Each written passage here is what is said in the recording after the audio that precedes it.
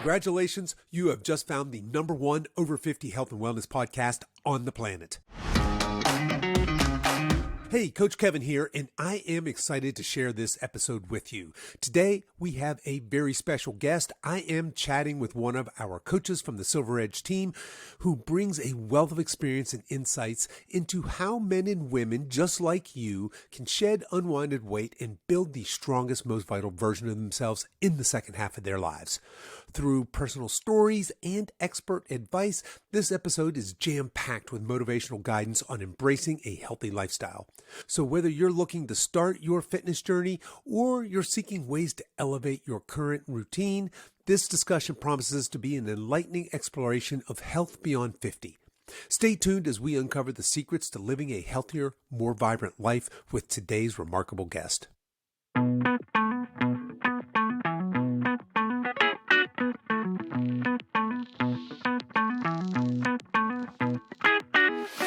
Hello and welcome to the Over 50 Health and Wellness Show. I'm your host, Kevin English. I'm the founder of the Silver Edge, and our mission is to help you build and maintain a lean, healthy body that you love for the rest of your life, so that you can show up in the second half of your life as the healthiest, strongest, most vital version of yourself. We have a great show for you today. Silver Edge coach Jess Wold is here, and she's going to share how she helps her clients build and maintain lean, healthy, strong, capable bodies. But before we get to that, I want to let you know that today's episode is brought to you by the Silver Edge. If you're frustrated with less than spectacular results from your last few dieting attempts and you're ready for a health-first approach to building your dream body in your 50s and 60s, I'd encourage you to book a call to see if our personalized one-on-one nutrition, exercise, and lifestyle coaching service is a perfect fit for you and your goals. Just shoot me an email at coach@silveredgefitness.com and we'll schedule a time to chat. Okay, let's get on with today's show. My guest today is Jessica Wold. Jess is a certified nutrition coach, a CrossFit Level 1 coach, as well as a certified personal trainer. With over 15 years of coaching experience, Jess has dedicated her life to helping men and women lose weight, build muscle, and improve their health so they can show up in life as the best version of themselves. Without further ado, let's meet Coach Jess. I had 3 sisters growing up, so there was 4 girls. So we were all pretty competitive, liked to play outside, had a big group of friends in our neighborhood. I wouldn't say I played many sports. I was a competitive dancer. So that kind of limited the sports that I could play just due to the time demands and things like that. And then by the time I got to high school, maybe junior year, I decided to give that up because I was missing out on a lot of social things, not being able to hang out with friends, and decided to put that on the back burner for then. But I always really enjoyed being active. It was just ever hard for me at that age to get into sports because most people had been playing for 5 or 6 years at that point. It was hard to try out for something. I did track because at most schools back then you could just join the track team, Yeah.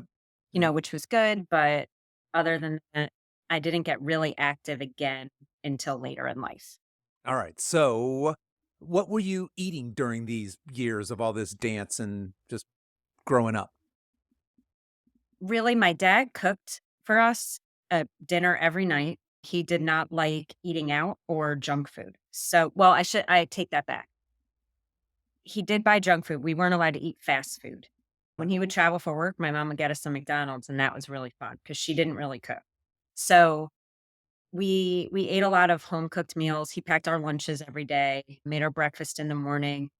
But I'll still say it was a lot of standard American diet stuff, cereal for breakfast, peanut butter and jelly and bag of chips, maybe some fruit for lunch. And dinner, was just kind of whatever he felt like cooking. But we all had to eat together as a family, and you had to finish your plate. Yeah, I think that's probably a lot of folks listening right now, probably shaking their heads or nodding their heads rather. That's pretty standard, right? Certainly that was the rule at our table. You ate everything before you got up. And yeah, so sounds like you had a pretty good, just a healthy upbringing then. Now you mentioned, hey, I was pretty active and then something happened and I got interested in being healthy, active later in life. Is it kind of what most of us were, we have careers, we have families. What was that interrupt for you? going to college, I'd say. Going off to Like, college? going to Yeah. college, and my friends there weren't really into exercising or working out. Some of them played sports there, so they were doing it, with their sports teams, but none of my other friends really wanted to go for a run or take a walk. We were kinda just enjoying that, being lazy, typical college student, along with the typical college diet. Yeah. So does Okay. that mean the freshman 15 as well, or how did you do with that? I'll say I was very afraid of the freshman 15. Yeah. If, like, the sophomore 15's a thing, that's when it happened. Is that okay? So you did pretty well in the freshman year and then the sophomore year. And where do you go from there from a health and fitness perspective? So, I'll say towards the end of college, I started to get into running a little bit. I wanted to my family always was one of those families that ran the turkey trot on Thanksgiving. So, we go home for Thanksgiving, I'd suffer through that and think like, "God, I wanna actually be able to comfortably run 3 miles." So, when I moved back home after college, I joined the Planet Fitness. I did a lot of running on the treadmill, some of the machines, but never really had a program, didn't know what I was doing. I just felt like active that I was at the gym. Sometimes I would go and run a mile and do 10 push-ups and think like, "All right, that was good." Mhm. And, just go home and eat whatever I felt like making for dinner that night, but I didn't know anything about nutrition. I didn't know I knew fruits and vegetables were good. I didn't have any idea of protein. If I was eating it, I have no idea how much I was eating. I probably wasn't cooking it for myself at Mm, all. yeah. So, eventually, I got bored with the gym. I had a friend that was opening a CrossFit, and I had no idea what CrossFit was. I don't even know if he was calling it CrossFit. He's like, "You just have to come try these workouts." So I went and I tried it for the first time, and I was like, that I almost died. I really was like laying down there thinking like, you might have to call an ambulance. I don't know what that was. Everything hurts. I can't breathe. I'd never worked that hard in my life, Right. but I was hooked after that. So Yeah. I went back. I really liked having this structured workout program. And I was realizing, and I should back up and say that whole time I was in college and at Planet Fitness and that journey in my early 20s, my goal was to just be super skinny, almost Yeah. achieve that skinny fat where really you can't exercise and be skinny fat. You have to just not eat. So, I never fully ventured down any bad disordered eating, but it's easy to see how that can happen because the look at the time was just skinny. Right. It Just wasn't skinny. fit. Yeah. Yeah. And so when I found CrossFit, I found this group of people that just were really fit. And the ideal aesthetic was muscular and being able to lift a certain amount of weight. And so it really came in at a good time for me in my life that I got this body confidence I'd never had before. And I wasn't super skinny. And I started realizing that I had friends that I always wished I was as skinny as them. And then seeing they don't have any muscle. They can't bench press any weight. They have no Yeah. idea what a deadlift is. And it was very empowering. And I kind of got this whole new confidence of what I want and change my perspective on my body, but also what I wanted to do with my life. So before I'd always worked in an office, I worked in business, ranging from PR, finance to I was in human resources when I found CrossFit. So I decided I really want to train people. This is, my calling. I feel best when I'm at the gym. I could talk about this forever. Yeah. And it was really fun to bring my friends and like my sisters all joined the gym. My aunt and uncle joined the gym. And it wasn't my gym at first, it was just my friend's gym. And I just watching them all get in good shape and start from like, I don't think I could ever do this crazy stuff you're talking about to like beating me in the workouts. Yeah. Yeah. It was fun. Right. All right. Well, let's let's pause here because I want to pick a little bit of this apart before you get into actual changing your life, making this what you do for a living. First of all, what year was it when you did that first CrossFit workout? Do you remember? Yeah, it was 2007. Okay, 2007. So that's pretty old school. I mean, that would have been the beginning days of CrossFit when it was still. I mean, it's become a lot more accepted, more mainstream now. It was pretty fringe and pretty hardcore at the time. But you said something that's very interesting, and I think that this is a very common phenomenon. You said, "Hey, I went to this CrossFit workout and I almost died. I was laying on the floor, I was gasping, and there was probably darkness around your peripheral vision, and you were hooked. You loved Yeah. it." That seems to be a very interesting.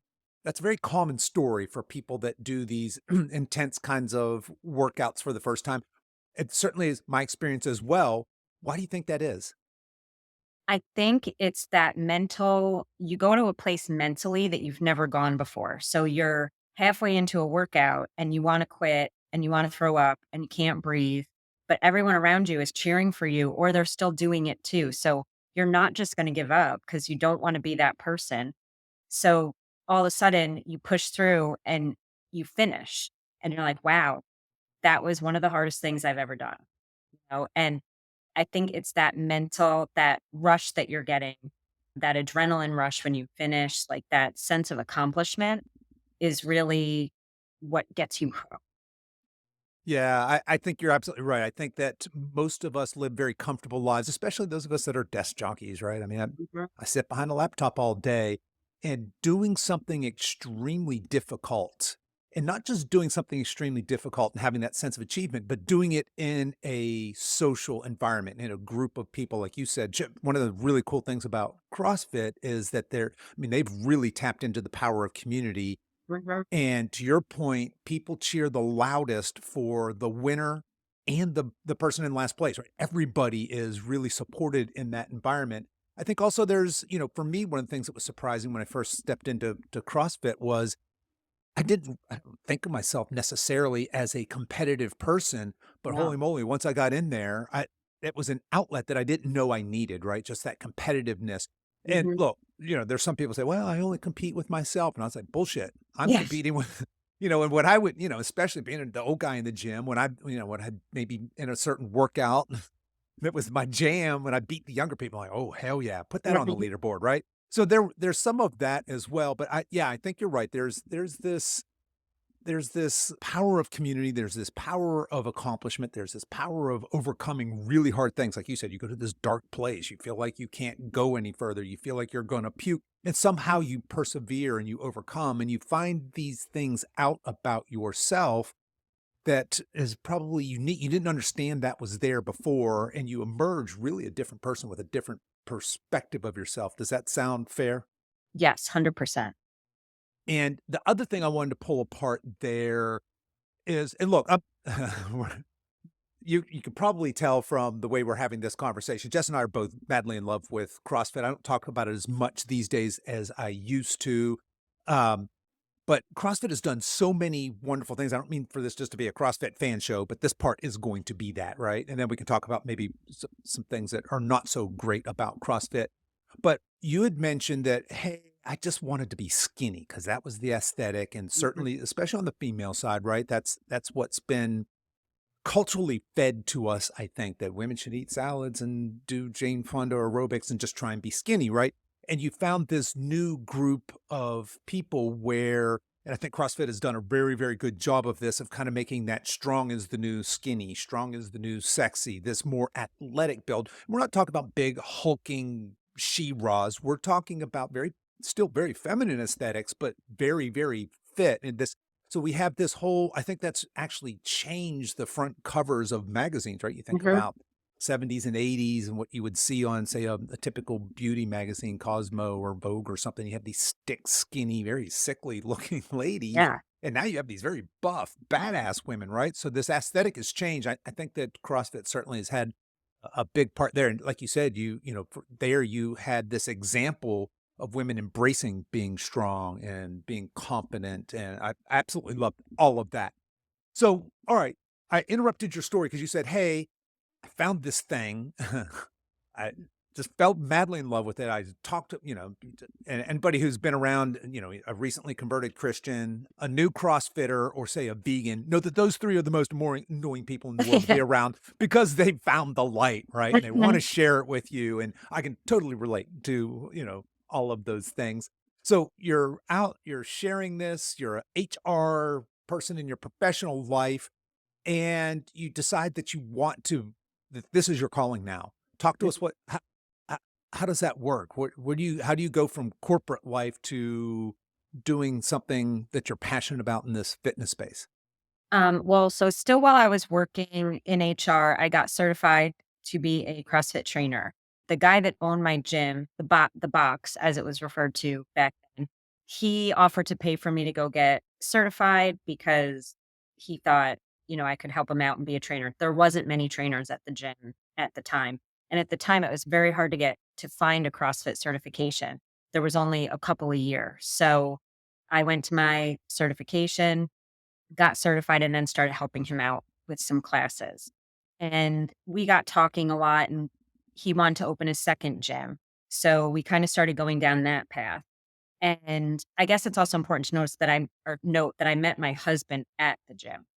Okay. So he Yeah. was a member. He had recently moved to the area and we became friends. So he was also involved in this process of looking at a second location. And then we decided, things got a little awkward at the gym with the guy that owned it. We're great friends today, but he started going down a different path with the community at his gym, I should say. It got very competitive. It wasn't really for the everyday person. And Mm. I really wanted that feel back from when I first joined the gym because I really liked getting people that I knew to come or watching people, that had never exercised before exercise for the first time. He was going down the path of getting people to qualify, and go to the CrossFit games, and the gym kind of revolved around that. So we kind of stopped talking about opening that second location.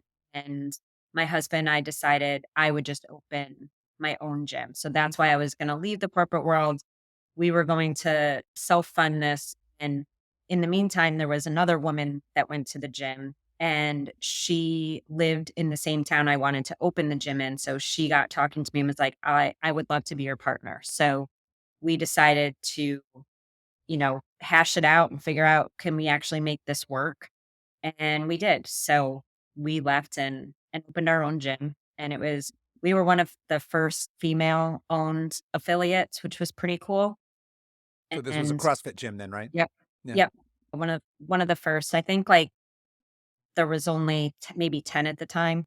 So that was pretty neat. And I know when we left, the guy that had owned the gym that we were at, he told us, "You're never going to get any male members unless you guys work out in your sports bra." And he's been Yeah. called out on this. He actually had me on his podcast once and we talked about it and he was Uh-huh. so mortified, but he was like, "Yes, I was so mad at the time because that's just, you know, he felt like I was gonna take his members, and really, I didn't. There was a couple people, like family members, that were gonna come to my gym, but other than that, we had 2 completely separate types of communities. Communities. Yeah. That's awesome. Yeah. Absolutely awesome. And so this would have been back in the late 2000s then when you opened that gym? Yeah, it was, 2 January 2011. 2000, okay, 2011. All right. Well, all right. Before we before we move forward kind of in your journey here, let's just kind of pause for a minute. So you, myself, and Coach Monica. So for folks that don't know, there are 4 of us here at the Silver Edge, 4 coaches. And 3 of us are CrossFit coaches because Coach Monica is, you are, you 2 are currently coaching. I am not currently coaching, but still an L1 coach. Let's just back up a little bit and be kind of objective here. What are some things that, because we talked a lot about things that are wonderful about CrossFit, right? Certainly, I think we didn't throw in there, but we should absolutely throw in there. Speaking of, gender, is that it introduced a ton of women to the barbell and to strength training. And it also almost single-handedly resuscitated the Olympic lift, so the snatch Mhm. and the clean and jerk. But all that being said, what are some negatives of CrossFit? I mean, if people are probably listening to this and they're probably thinking, well, what should I be doing CrossFit? Should everybody be doing CrossFit? Are there things that objectively you can say about CrossFit that are maybe not so great? Yes, definitely. Programming. So you walk into a CrossFit gym and chances are the owner or another coach there is just making up the workouts. Unless, now as it's evolved, you can pay for programming. But a lot of the time, those workouts are just being made up by people, and you don't necessarily know what their goals are or their experience in programming. So you could end up really getting some overuse injuries, or you're doing very high reps of a lift at a heavy weight and you have not much experience doing that and everybody else is doing it. So you're doing it too. And next thing you've blown out your back and you can't walk. I feel like that's probably the most common. Yeah, And tend to that's, hear a lot about that. Yeah, yeah. yeah. and that depending on who's coaching your class or who the trainer is and their comfort and experience level with helping people being able to scale the workout. I like to tell new people when they come in that the workout, no matter what weight you're doing or how you scale it, you can do pull-ups assisted and step ups instead of box jumps. Just because the workout is written a certain way doesn't mean you do it that way. Right. And that as the trainer, we're trying to make the workout equally hard for everyone. So everybody feels the same way at the end. Just because you're new doesn't mean that you know, you have to be laying on the floor gasping for air like we were after Right. our first workout. There's so many scaling options, but a lot of times people walk in and they don't want to scale or they don't know. There's trainers there that don't know enough to have that person scale. So people end up getting hurt. I also think, there's the CrossFit Games and it's gotten very competitive and people see that and think, well, there's no way I could do that. And I don't want to look like that. Or, there's this, and these people are flipping over the bar and, pushing these things the length of a football field. There's no way I'm going to do that. So then people don't want to even try it. The games have, if anybody's ever, been on a Saturday afternoon and the CrossFit Games happen to come on, say ESPN or something, these are some amazing, amazing athletes, but they're the 0.00001%, right? That's Mhm. that's the pinnacle of human performance. And there's a lot of, just like in any physical endeavor, these are professional athletes, right? This is what they do for a living for the most part. So yeah, I would add to that one of the things I see, kind of now that I've backed away from CrossFit a little bit and kind of looking back at it, it's not hard to make the case that there is never a good time to do deadlifts for time, right? Just Yeah. as many deadlifts as you can, or even worse yet, say clean and jerks or snatches. These are very, very complicated movements, and I remember my very first workout was, is it Grace or Isabella, one of the girl Yeah. names, and I think it's 30 snatches for time. Now, to your point, our the owner of the gym said, "Okay, you're going to do this, Kev. This is the workout, and you're going to do it with an empty barbell, right? You're Mhm. not going to put any weight on it. So it's not like I was, trying to snatch a tremendous amount of weight, but still there is that you can make a case that some of these movements when performed under load and for time, in other words, say the workout is to do 30 of this complex movement as fast as you can, there is the potential there for people that are not proficient in that movement or conditioned enough, again, to get hurt. And CrossFit gets this bad rap about injuries and all of that. However, from the research that I've seen, people aren't getting more injured in CrossFit than any other physical endeavor, which that might surprise some people that it's not, it's not an injury machine. However, it is, if you're not careful, certainly it can be. At any rate, I want to leave CrossFit alone for a minute. So you had mentioned that you've got this gym now, you're a gym owner, you've quit corporate life, this is your new life, you're an entrepreneur, you're a fitness entrepreneur, and you're doing the fitness thing. Where does the nutrition piece come in? So I was always really interested in nutrition. I will say when I first started CrossFit, I really still had no idea what I was eating. And I remember my friend, the CrossFit owner, was like, "What do you make? What's for dinner tonight?" And it was just kind of a joke or the question of the day. And I said peanut butter and jelly. And he said, "Are you serious? Your body deserves better than a peanut butter and jelly." And I was like, "Yeah, I never thought of it like that." So there was a CrossFit nutrition seminar coming up at that gym, and I was like, "I'm gonna check it out," so I went to it, and they just it opened my eyes so much, like, what we're eating, processed foods, whole foods, and at the time, they were really pushing paleo, or, Paleo back and I then. don't Yeah, necessarily wanna say pushing, but that was very trendy, and it was sure. what people were kind of digging into that, like, how our ancestors lived and what they ate and were they disease-free and all of these things, so I started getting really into that type of eating. And, I don't want to say I made a drastic change, but I slowly started making changes and changing my lifestyle more to think about what I was eating. So by the time I opened my own CrossFit gym, we were running paleo challenges and nutrition challenges and talking to people about nutrition. I wasn't certified, to be doing that just through CrossFit. And we would have a couple nutrition people come in, do seminars and things like that and just get people that were coming in the door like, "You're doing all this exercising, but what are you putting in your body? Because we can't control what you're doing that other 23 hours of the day. Yeah. But, if you're properly fueled, then you're going to perform better. So you're going to get more out of your workouts. And that's kind of the approach we were taking. And one year macros started to become, the next thing, counting your macros. And I found it kind of opened some more doors. Like you could fit in that, you know, piece of bread with breakfast, which I wouldn't have ever eaten before, or realizing I was really under eating when I started tracking my macros and that I was eating all this really healthy food, but I was lucky if I was getting 1,000 calories a day. Mm. And so I started tracking macros and hired a macro coach. Actually, first I gave my husband that as a present for his birthday. And You gave him he coaching, you mean? yeah, gave Yeah. him macro coaching. He was really into Spartan races and running, but he wasn't properly fueled for that. So he started tracking macros and had this coach and it was really working for him. So I was like, well, I want to hire a coach. So I did. And then I went on, I saw what kind of certifications they had. I think this is kind of similar to Coach Russell's story last week. Like he, hired a coach, saw what the coach did, was like, this is actually really fun. And I was like, I really would like to go in this direction and be able to offer this to members at the gym. So I went and got my nutrition certification, learned a ton more information, and started offering that as a service. And that was back in 2017. Okay. So I So started, yeah. So you brought that on because you found that it was impactful in your own life and it was just a Mhm. part of your journey and now you're able to add this additional value to the clients in the gym, right? You have this nutrition coaching arm.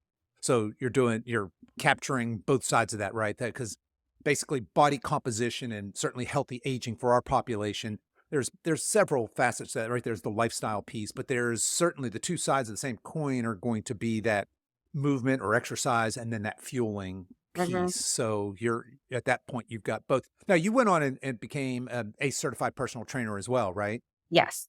And, Yeah. why another certification?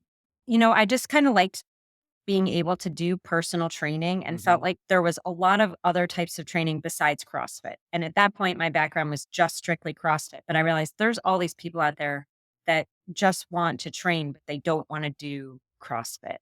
And, I just always find the more tools in your toolbox, the better, Yeah, yeah.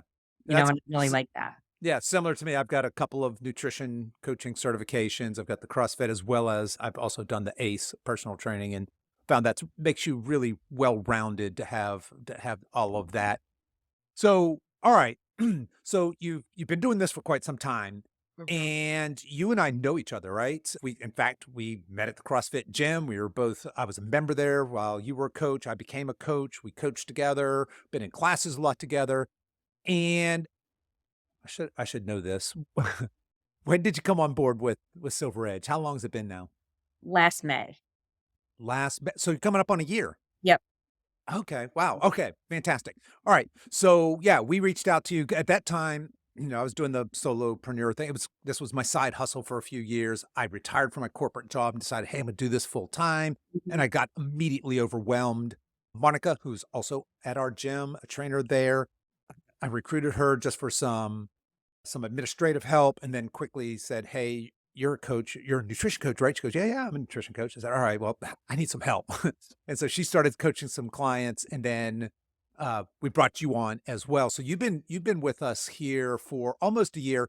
What I'd like to do is let's talk a little bit about what does a journey of your client look like from the time that you get a brand new client? What do you do? And what does that journey look like? And let's just use an example of I mean, this could be this could be a number of your different clients, but just say a female client who's got 20, 30 pounds to lose, wants to get back in shape. What does that look like from the time you're assigned this new client to say that client graduates? Okay. So when I get an assigned new client, I send them some information to fill out, an onboarding form. It's a couple pages long, asking your health history, your lifestyle questions, what you do for work, your stress level, how you like to eat, anything you've ever done in the past that's worked for you, that hasn't worked for you, and kind of get some idea of this client's story, right? And then I set up an onboarding call that's 45 minutes to an hour. and really kind of get to know this person, have them tell me really what their goals are, dig a little deeper into that and, see what they've done before. I've had a client that has never exercised, in their entire life. So it's going to be a whole new journey for them. But, we go through the process of what we do. So after the onboarding form, I have them download a food tracking app. So typically my Fitness Pal, because that's usually the easiest, and have them track everything they eat for a week. And I don't give them any macros. I don't tell them how many calories to eat. I just want to get some idea of how they're eating on a day-to-day basis. So once I get all that information for a week, I take a couple hours to really dig into it and see where we can make improvements and what we can start working on first. So then we'll set up our next call where we'll go through that together. I'll give them some goals. And I don't necessarily assign someone full macros to track and expect them to hit those numbers right away. And So, Jess, just real quick, let me interrupt. yeah, You've used the word macros several times. When you yeah, say macros, yeah, what are you talking about? macros. So, macronutrients. So, those are our big three: carbohydrates, protein, and fat. Gotcha. And when you're saying tracking, then you're talking about, just make sure we're all on the same page. You're talking about you want these people to weigh, measure, and record everything they eat and drink for this full week. Is that right? Yes, correct. Gotcha. Okay. Yeah. Yep. No, or at least best guess. Right. Look at the We're not servings. looking for perfection. You want to have an idea of how many calories this person averages a day over, given the way they're they're usually eating. You want to Yeah. know how much of that's protein, how much of that's carbs, how much of that's fat. Okay. Gotcha. So we take a look at that. I give them some goals. I will say, I feel that I can confidently say, and you probably will agree with me, 90% of our clients that come in are under eating for most of the week and then overeating for 1 or 2 days of the week. Yes. And That 1 or 2 days being the weekend typically. yes, Yes. and Yeah. those macronutrients are very heavily carbohydrate and fat. Yes. Yes. That is, and I think 90% is probably a little on the light side. I'd say that's 95% of the people that come in. Yeah. Yeah. So protein, for them, and like me, I can relate when I wasn't tracking my food, early on, I had no idea that I wasn't getting much protein. So that's usually where we go first is I set my clients a protein goal. If they were only eating, and I try to increase it by 50%, most of them come in eating maybe 50 grams of protein. So we try to up that to get to 100 grams of protein this week and give them some strategies to get there. And Yep. we usually start tracking protein and then water intake. And that's what I'm most concerned about for a majority of our clients when they come to us. Let's just, figure I don't want to overwhelm anybody with you're going to weigh and measure and track every single thing, and you're going to start working it. So we start usually just with tracking protein, give them some ideas to get protein, track your water, make sure you're drinking enough water, and maybe try to cut back on other drinks that you're drinking. So, if it's soda or, iced tea, a lot of coffee, sugary drinks, anything like Yeah. that. And then I'll have them start with a workout. So if they have access to a gym, put them into a gym workout. If they are just working out at home, we find something that works for them to do at home so they can just start exercising. And then we have weekly check-in Well, calls. actually, hang on. Let me, because people are probably thinking, oh no, if I work with Coach Jess, do I have to do CrossFit? So Oh, what do you what do you have these people do when you say, hey, if you have a gym, I'll write a workout for there. If you're at home, I'll write a workout for what equipment you have. Is that every day? What does that typically look like? And I know it's different for every single person, right? Because all of our coaching is very personalized, one-on-one. mhm. But in general, what are your guidelines there for workouts when you're starting somebody? So, in general, if you were a new client that has not worked out before, I'll say, and you don't really have access to a gym, I would have you start with some resistance training, maybe get some bands and body weight movements. And you would have a specific program just for you. And, we should say we have an that you would also download this app and you would have all of your workouts there. And there's videos to guide you through the movements. So even though I can't actually see them in person, they have a video and they can ask me any questions, about the movements. If they are doing them properly, they can record themselves and send them to us so we can check. So usually 3 days a week of some sort of workout training. strength training, resistance training. And if they have access to a gym, usually start them in some sort of beginner strength program. So dumbbells and bands is one that I use pretty often with Hmm. people that haven't worked out before. So dumbbells I find at the gym are easier, they're more accessible, and there's so many different range of weights that you can do almost every movement that we Yeah. do with some dumbbells and just kind of get a feel for what weight training feels like. Gotcha. Okay. So you've got this client that wants to lose weight. Why aren't they on the treadmill 7 days a week for an hour at a time? Number one, who wants to do that? No, Right. How yeah. sustainable is that? Yeah. And that's a good question because a lot of people think you really need to be doing cardio and, the goal is maybe to be able to run or something like that. And it is this mindset shift that you actually need to build muscle. And, as I've heard you say on the show before, like muscle is the organ of longevity, right? Yeah. And you really don't hear people telling you to lift weights. And you think if I lift weights, I'm going to get bulky and I want to lose weight. And, trying to just explain how weightlifting is going to help you build muscle, which is going to speed up your metabolism and Right. allow you to drop that weight. And just walking on the treadmill is a great exercise, Hmm. but you're just burning calories for an hour and then your body's doing nothing after that. Right. And, it's a Right. great, and I have a lot of my clients walking on their days off because it's great for stress relief. It is a good calorie burn, but it is not going to change your body.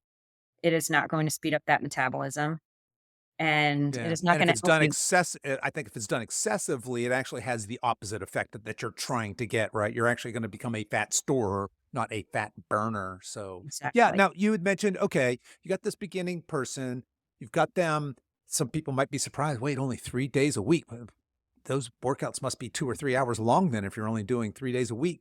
Wh is that how long does should somebody expect to have these workouts if you're only doing strength training 3 times a week? An hour max. An hour max. Yeah. Okay, yeah, there you I go. tell my Alright, so clients, yeah, if it's taking you longer than an hour, let's go revisit your program. Make sure you're not resting too long. You have the right movements in there. yeah, I don't want yeah, people to be spending the day at the gym. gotcha. And then, okay, so this person now you brought them in, you've assessed them, you've given them a nutrition plan, and of course, we're not overwhelming them, just giving them baby steps, right? Let's get that low-hanging fruit. What can we get the biggest bang for our buck? And of course, you mentioned, hey, let's look at maybe hydration and protein. Those are very, very common starting places. Let's get on some sort of a strength training program. How does that progress over time? What does that journey, that part of the journey look like? So within the first month, I would like them, I assign them full macros. So here's your carb goal, here's your fat goal, here's your protein goal, and here's your this will create Mhm. your overall calorie goal. And a lot of people are surprised when their calories are not 1200 Right. and they're typically on average closer to 1800 to 2000. And they say, I've never eaten this much food. I don't think I can do this. And within a week, they're like, wow, I feel better. I'm eating this food, but I'm not really gaining weight or I have energy to get through my workout and I'm recovering. My sleep is better. Just little markers that we look for as coaches to know if we're moving in the right direction. So a lot of people come in and they want to lose weight and I have them eating more food than they've eaten regularly, Right. 7 days a week, and if they see the scale move a little bit, it's usually because they're gaining some muscle because they've not exercised much before. Yeah. It's not really fat, it's just you're changing your body in a good way, eating more food, and we do that for a couple months, really focusing on those goals and figuring out ways to get healthy fats, healthy carbs, and hitting that protein goal before we would ever even think about doing a weight loss. Okay, so let's pause right there. So you're telling me that when I get a new client and assign it to you, so Coach Jess, here's a new client, you're gonna onboard them, you're gonna have them, you're gonna figure out how much food they're currently eating, what that looks like. You're gonna look at their diet patterns. Are they eating different on the weekdays and the weekends? And they want to lose weight. And the first thing you're gonna do is tell them to eat more food. Did I understand that right? Yes. So, and obviously, folks that have been around here for a while, they understand what we very commonly say what you do before you diet and what you do after your diet is infinitely more critically important than what you do during your diet. That diet phase or that calorie deficit phase is just one part on a long-term healthy body composition journey. So what Jess is talking about here is this pre-diet phase where really the idea or the goal is to put you in a position to best be ready to lose weight, lose fat in Hmm. a healthy manner. So what she's talking about is kind of building up that metabolism, right? You're building some muscle. You mentioned the wins that your clients are having there early on isn't necessarily the scale. And it's probably not the scale, frankly, but it's having better mood, more energy, feeling stronger, increasing some muscle mass, which we know is a very positive indicator of many health outcomes, but also for lean body, for long-term lean body. The more muscle mass you have on your body, the more calories you burn at rest, the easier it is for you to maintain a lean body. All right, so you've got this client, you're feeding them more and more food. Hmm. Where's their head in all this? I mean, they came in for weight loss, and here we are, we're a month, 6 weeks into this, and you're saying, "Hey, I just need you to eat a little more food. I need you to eat a little more food." What is your client psychology during that time? I'll say it can range, but most people are like, I don't think I could possibly eat, more. You're really telling me to eat more food. Um, but they're really feeling good usually by this point. I'd say by 4 to 6 weeks in, like they're fueled. They feel Right, good. They don't feel deprived. They're happy that, God, they went out to dinner with their spouse and they could order, what they wanted. And the next day they wake up and their weight's the same. They're not worried to step on the scale. We're kind of changing that relationship and that mindset that you are really preparing your metabolism. And I've had a client that was very successful and they used to say like, "I'm just gonna trust you, but I don't really see how this is working." yeah, And the yeah. whole entire time was losing weight. They lost weight through the reverse diet, through the cut, and then back to maintenance, and that weight just continued to come off because they were really following the program.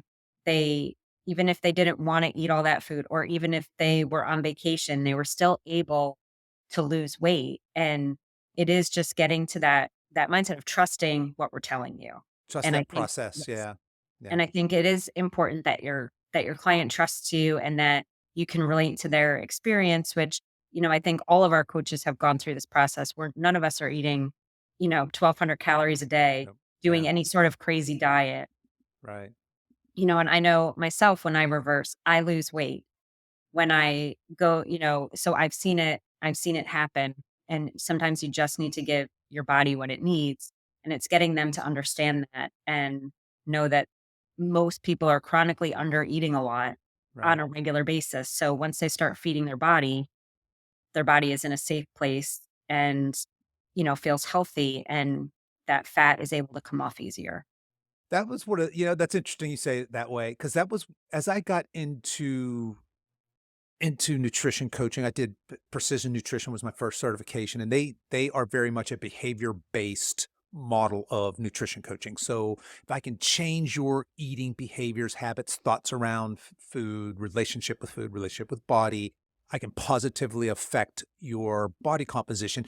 And the idea is I want you to eat less food, right? So it's very much a diet through behavior, healthy behavior, which is fantastic, right? I'm not throwing that under the bus in any way, but it doesn't at all take into account metabolism and starting place necessarily.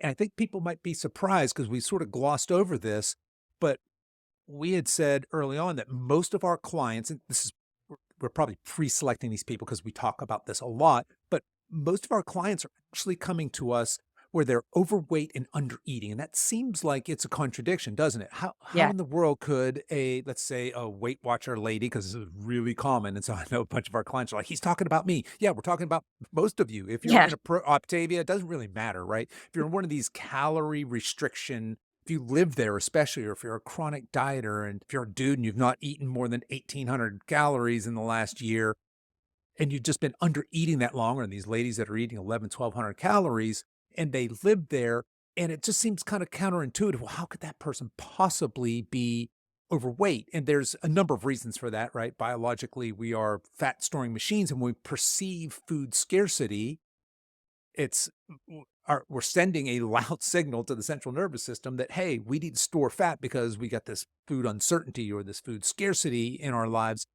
And so it's an interesting phenomenon when we take those types of people, who is the vast majority of people that we work with, and we start to refeed them, or you'd refer to this as reverse dieting, which means just adding a little bit more food, not all at once, because we're going to gain some fat if we do that, but just slowly step up your calories. We're changing the amount you eat a little bit more each week. We're changing the selection. So we want you to obviously eat less processed and ultra processed foods. We want you to eat more protein. We want you to focus on hydration. And what happens is we're building these new healthy behaviors, and we haven't even got to the diet yet, right? Right. You just mentioned your clients, and they're 6 weeks in, and they've come for weight loss, and we've yet to do the diet. All right. So you get your client metabolically healthy. You get them at some point where they're now eating a bunch of food. Their weight is stable. They're not gaining or losing weight, which means that they have a new calorie maintenance. It was, say, 1,100 before, and now it's 2,000. I'm just making those numbers up, but something like that. Now what happens? So now we would start a weight loss phase or a cut. And what we do, so every client's body responds different, right? So we try to figure out, where is that weight loss body recomposition going to be? And I start my clients typically by reducing about 10%. So in the case if they're up to 2,000 calories, we're going to go down to 1,800 calories. And I actually help them right before they start their cut, go into their food tracking app, and we take a look at what they've eaten. And I say, just cut out that yogurt.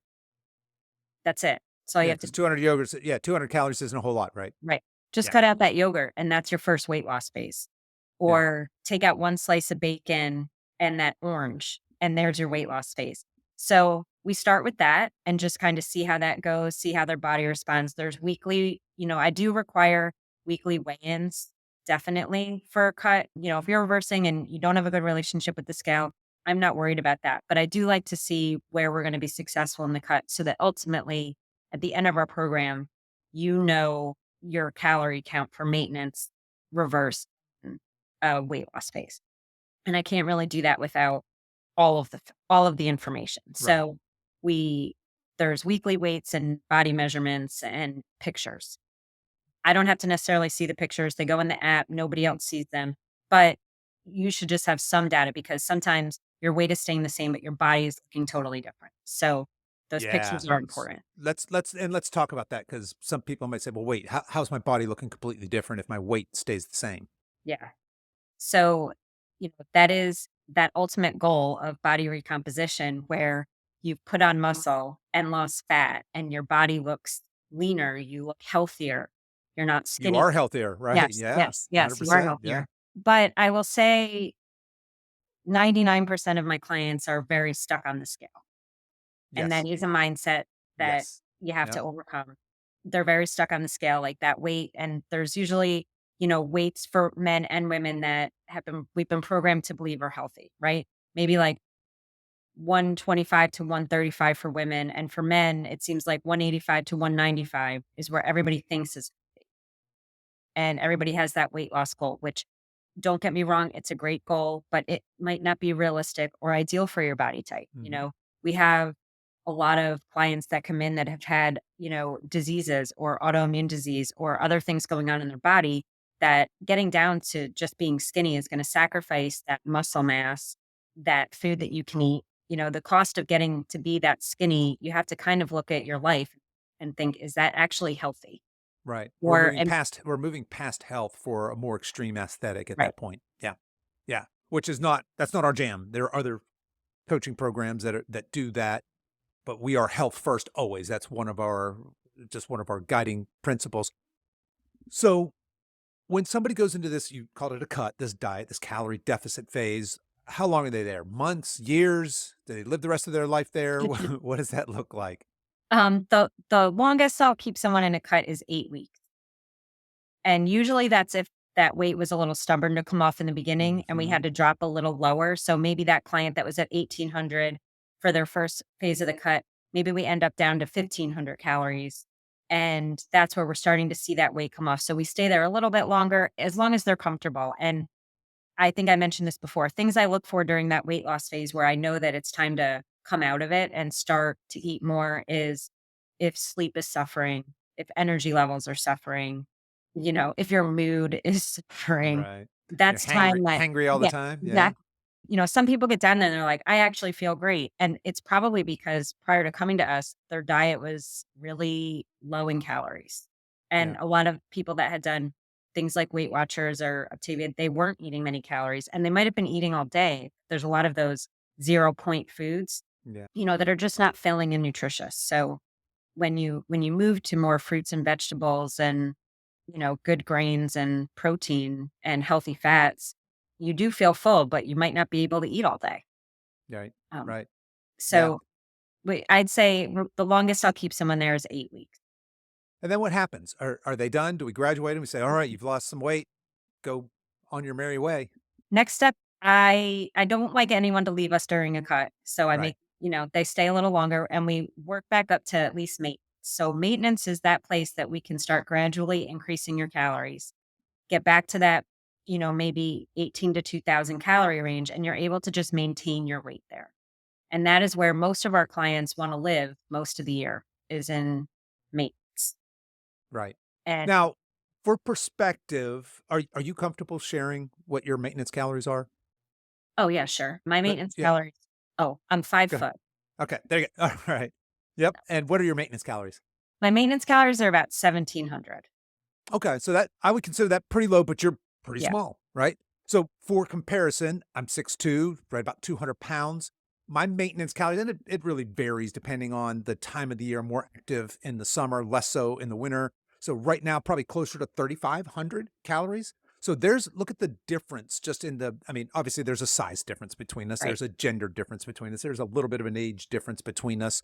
But just there's this bio individuality where everybody's got this different this maintenance calorie place, but in general higher is better Mhm. because when we say maintenance, that means this is like for example for me, when I eat 3,500 calories a day, I neither gain nor lose weight and my body composition stays relatively stable. But that higher number, so if that number was 2,500, I would be eating less food, I would have less food freedom. That would also be indicative of a little bit slower of a metabolism because that would be my maintenance calories, right? So in general, it's preferable to have a faster metabolism than a slower metabolism. Of course, the bigger you are, the more muscle you have, that's going to impact things as well. The other thing I think that what you're saying there is really important is we don't want people to end their their diet. We don't want them to call success when they've lost weight and they're eating low calorie because that's kind of unsustainable. So you had mentioned, hey, in our example, I think you said I might take a woman down to say 1,500, and at that point, we're going to reverse her. We don't want to leave her at 1,500 calories. We want her to be that weight eating 2,000 calories, right? Mhm. Or 2,200 calories, whatever that maintenance is, that higher number, because that's sustainable long term. Now, some of you might be thinking, okay, well, wait. If I lost all that weight in 8 weeks, I'm at 1,500 calories, how would I not gain it all back by going back to 2,000? What's the secret there? There's some magic Yeah, involved, it is clearly. magic. It's that we've repaired your metabolism to a point that, and I don't want to sound like we are magicians and we're repairing, we're going in and giving you the secret. You've allowed your body you've trusted us with what we've told you to allow your body to eat all of this food. So, and not gain weight. And you realize like, okay, I have somebody kind of holding my hand through this and I'm eating this food and I'm gaining weight and I have more energy and I feel great. And that when we go to those to start slowly reducing that into that weight loss phase, you're eating a lot of food, but you're still losing weight. So we bumped you up so high that your weight loss phase is now where you would have been your weekend binge day, right? Mm, So, 15 or 1600 calories might have been the highest you were at prior to coming with us. And now that's where your body is able to lose weight because it's, it feels good. It's fueled. You've built some muscle. So that's also sped up your metabolism. You're hydrated, hopefully, right? sleeping better, Yeah. all of these things that we hope that we've achieved. And that way, when you start slowly increasing, your body is not holding on to that thinking like, God, I know the next time I'm going to get this much food. Right, You right, are, it knows it's been through this process. It's not an overnight thing. right.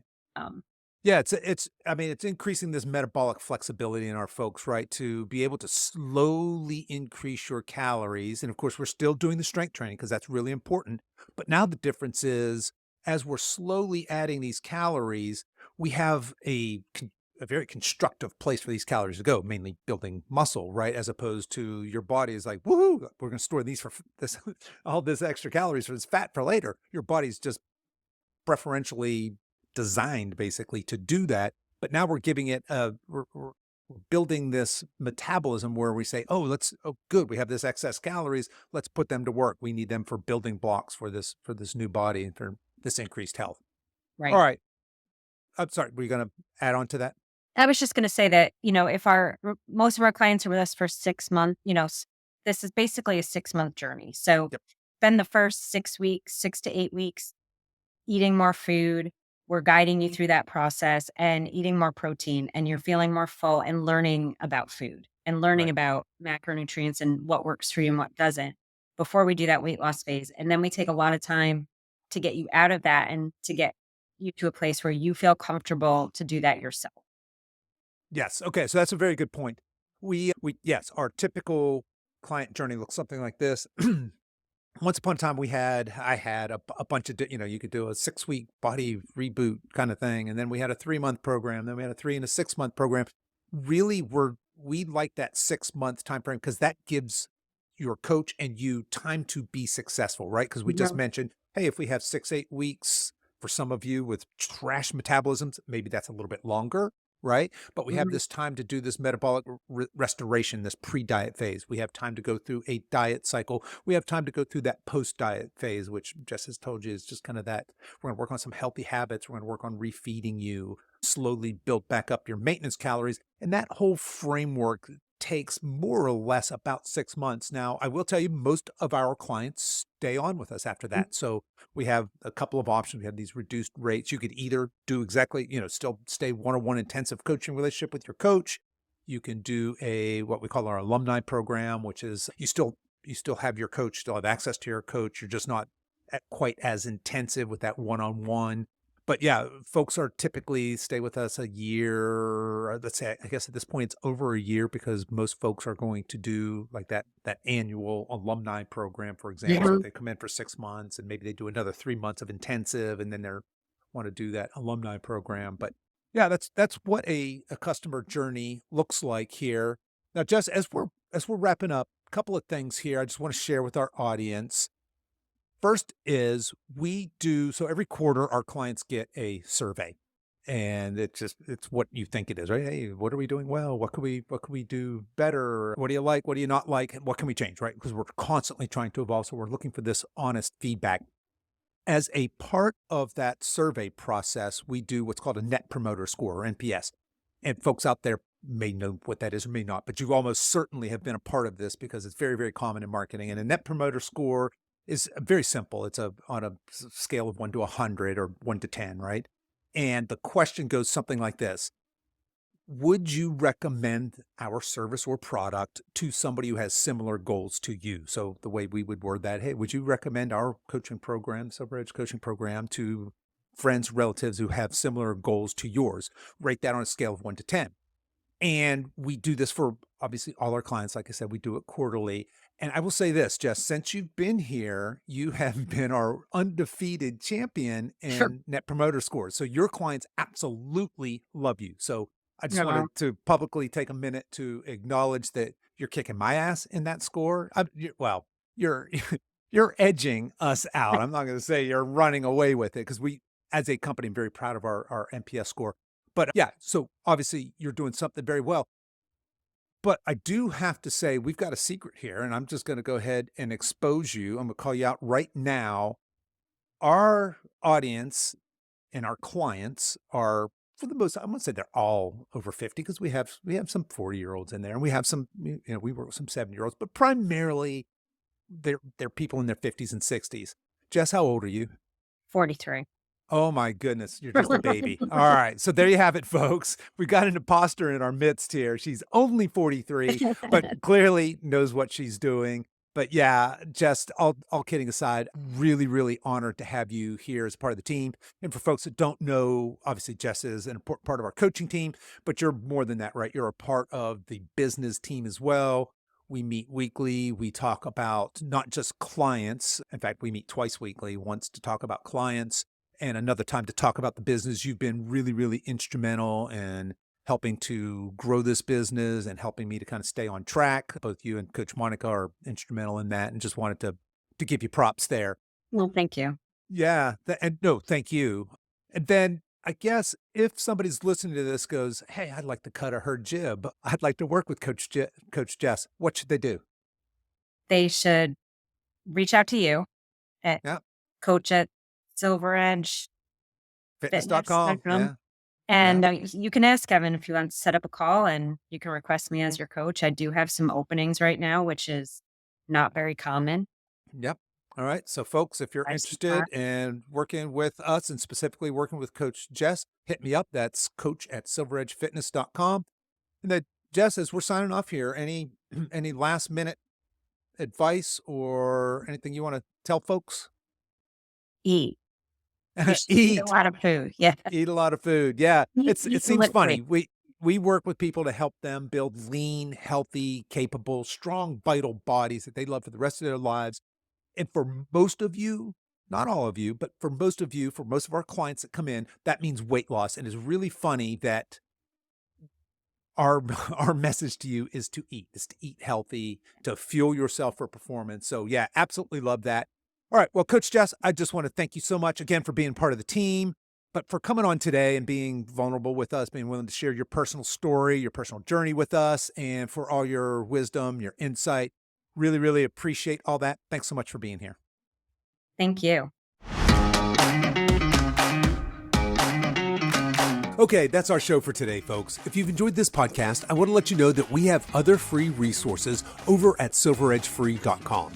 There, you'll find our free guides with our top tips on nutrition, exercise, and healthy lifestyle to assist you in your weight loss and fitness journey. So feel free to head over there and download anything that looks useful to you.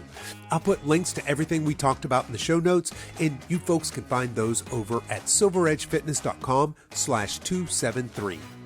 As we wrap up our time together today, you can show your support for this show in two important ways.